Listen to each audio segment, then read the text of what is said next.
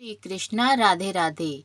नमस्कार दोस्तों, आपके अपने YouTube चैनल एक्सप्लोरिंग देव स्थानम में आपका स्वागत है। मार्गशीर्ष मास के कृष्ण पक्ष की एकादशी को उत्पन्ना एकादशी कहा जाता है। मान्यता है कि इसी दिन भगवान विष्णु के शरीर से एक देवी का जन्म हुआ था, जिसने दैत्यराज मुर को मारकर भगवान विष्णु की रक्षा की थी।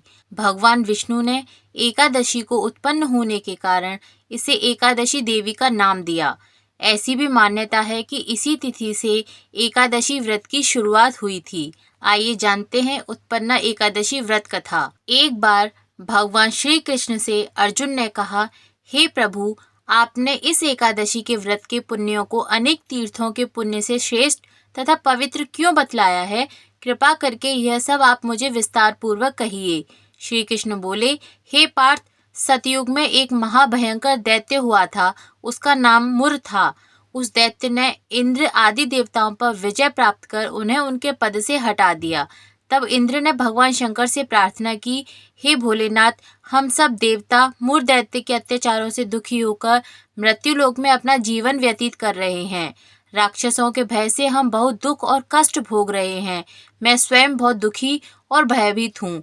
अन्य देवताओं की तो बात ही क्या है। अतः हे कैलाशपति, कृपा कर आप मुर दैत्य के अत्याचारों से बचने का उपाय बतलाइए। देवराज की प्रार्थना सुन शंकर जी ने कहा, हे देवेंद्र, आप भगवान श्री हरि के पास जाइए। मधुकैटभ का संहार करने वाले भगवान विष्णु देवताओं को अवश्य ही इस भय से मुक्त करेंगे। महादेव जी के आदेश अनुसार इंद्र तथा अन्य देवता क्षीर सागर पहुँच गए, जहाँ पर भगवान श्री हरि शेषशैया पर विराजमान थे। इंद्र सहित सभी देवताओं ने भगवान विष्णु के समक्ष उपस्थित होकर उनकी स्तुति की। हे तीनों लोकों के स्वामी, आप स्तुति करने योग्य हैं। हम सभी देवताओं को आपका कोटि कोटि प्रणाम है। हे दैत्यों के संहारक, हम आपकी शरण में हैं, आप हमारी रक्षा करें। हे त्रिलोकपति, हम सभी देवता दैत्यों के अत्याचारों से भयभीत होकर आपकी शरण में आए हैं। इस समय दैत्यों ने हमें स्वर्ग से निकाल दिया है और हम सभी देवता बड़ी ही दयनीय स्थिति में मृत्यु लोक में विचरण कर रहे हैं। अब आप ही हमारे रक्षक हैं, रक्षा कीजिए। हे जगन्नाथ, हमारी रक्षा करिए। देवताओं की करुण पुकार सुनकर भगवान श्री हरि बोले, हे देवगणों, वह कौन सा दैत्य है जिसने देवताओं को जीत लिया है? आप सभी देवगण किसके भय से पृथ्वी लोक में भटक रहे हैं? क्या वह दैत्य इतना बलवान है जिसने इंद्र सहित सभी देवताओं को जीत लिया है? तुम निर्भय होकर मुझे सब हाल बताओ। भगवान विष्णु के इन स्नेहमयी वचनों को सुनकर देवेंद्र ने कहा, हे प्रभु, प्राचीन काल में ब्रह्म वंश में उत्पन्न हुआ नाड़ी जंगम नाम का एक असुर था, जिसका मुर नामक एक पुत्र है, जो चंद्रवती नामक नगरी में निवास करता है, जिसने अपने बल से मृत्युलोक और इंद्रलोक को जीत लिया है और हम सब देवताओं को देवलोक से निकालकर अपने दैत्य कुल के असुरों को इंद्र, अग्नि, यम, वरुण, चंद्रमा आदि लोकपाल बना दिया है। वह स्वयं सूर्य बनकर पृथ्वी को तापता है और स्वयं मेघ बनकर जल की वर्षा करता है। अतः आप इस बलशाली भयानक असुर का संहार करके देवताओं की रक्षा करें। देवेंद्र के मुख से ऐसे वचन सुन भगवान विष्णु बोले, हे देवताओं, मैं आपके शत्रु का शीघ्र ही संहार करूंगा। आप सब इसी समय मेरे साथ चंद्रवती नगरी चलिए। देवताओं की पुकार पर भगवान विष्णु तुरंत ही उनके साथ चल दिए। उधर दैत्यराज मुर ने अपने तेज से जान लिया था कि श्री विष्णु युद्ध की इच्छा से उसकी राजधानी की तरफ आ रहे हैं। अतः अपने राक्षस योद्धाओं के साथ वह भी युद्ध भूमि में आकर गरजने लगा। देखते ही देखते युद्ध शुरू हो गया। युद्ध शुरू होने पर अगणित असुर अनेक अस्त्रों शस्त्रों को धारण कर देवताओं से युद्ध करने लगे, किंतु देवता तो पहले ही डरे हुए थे। वह अधिक देर तक राक्षसों का सामना न कर सके और भाग खड़े हुए। तब भगवान विष्णु स्वयं युद्ध भूमि में आ गए। दैत्य पहले से भी ज्यादा जोश में भरकर भगवान विष्णु से युद्ध करने लगे। वे अपने अस्त्र शस्त्रों से उन पर भयंकर प्रहार करने लगे। दैत्यों के आक्रमण वारों को श्री विष्णु ने अपने चक्र गदा के प्रहारों से नष्ट कर दिया। इस युद्ध में अनेक दैत्य सदा के लिए मृत्यु की गोद में समा गए, किंतु दैत्यराज मुर भगवान विष्णु के साथ निश्चल भाव से युद्ध करता रहा। उसका तो जैसे अभी बाल भी बांका नहीं हुआ था। वह बिना डरे युद्ध कर रहा था। भगवान विष्णु मुर को मारने के लिए जिन जिन शस्त्रों का प्रयोग करते, वे सब उसके तेज से नष्ट होकर उस पर पुष्पों के समान गिरने लगते।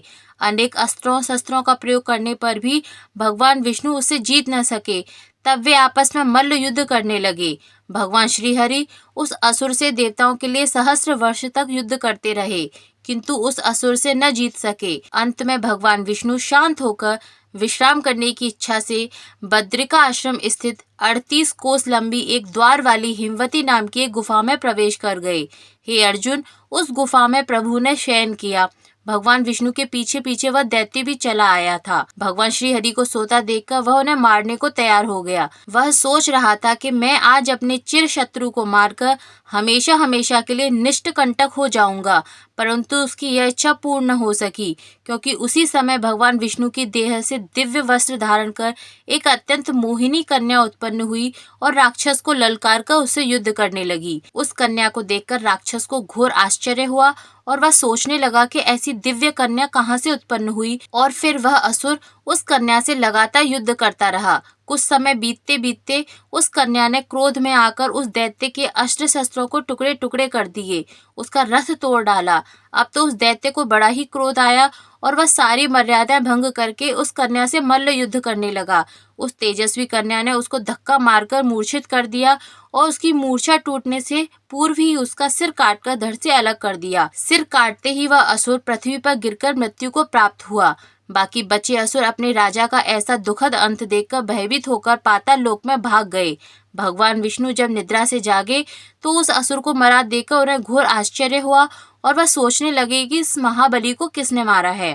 तब वह तेजस्वी कन्या श्री हरि से हाथ जोड़कर बोली, हे जगदीश्वर, यह असुर आपको मारने को उद्यत था, तब मैंने आपके शरीर से उत्पन्न होकर इस असुर का वध किया है।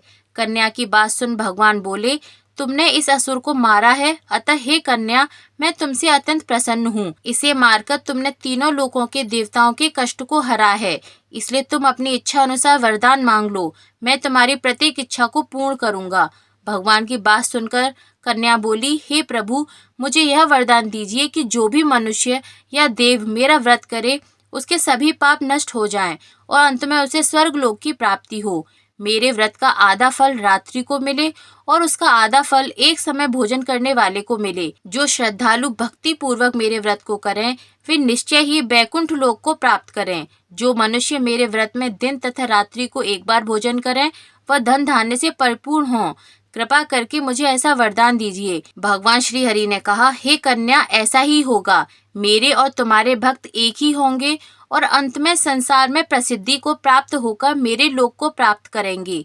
हे कल्याणी, तुम एकादशी को पैदा हुई हो, इसलिए तुम्हारा नाम भी एकादशी हुआ, और क्योंकि तुम मेरे अंश से उत्पन्न हुई हो इसलिए संसार में तुम उत्पन्ना एकादशी के नाम से जानी जाओगी।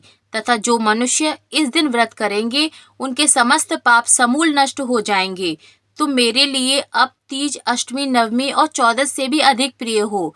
तुम्हारे व्रत का फल सब तीर्थों के फल से भी महान होगा। यह मेरा अटल कथन है। श्री कृष्ण जी ने कहा, हे पांडुपुत्र, एकादशी के व्रत का फल सभी व्रतों व सभी तीर्थों के फल से महान है। एकादशी व्रत करने वाले मनुष्यों के शत्रुओं का मैं जड़ से नाश कर देता हूँ और व्रत करने वाले को मोक्ष प्रदान करता हूँ। उन मनुष्यों के जीवन के जो भी कष्ट होते हैं मैं उन्हें दूर कर देता हूँ। अर्थात मुझे अत्यंत प्रिय एकादशी व्रत को करने वाला प्राणी सभी ओर से निर्भय और सुखी होकर अंत में मोक्ष को प्राप्त होता है। हे कुंती पुत्र, यह मैंने तुम्हें एकादशी की उत्पत्ति के विषय में बतलाया है।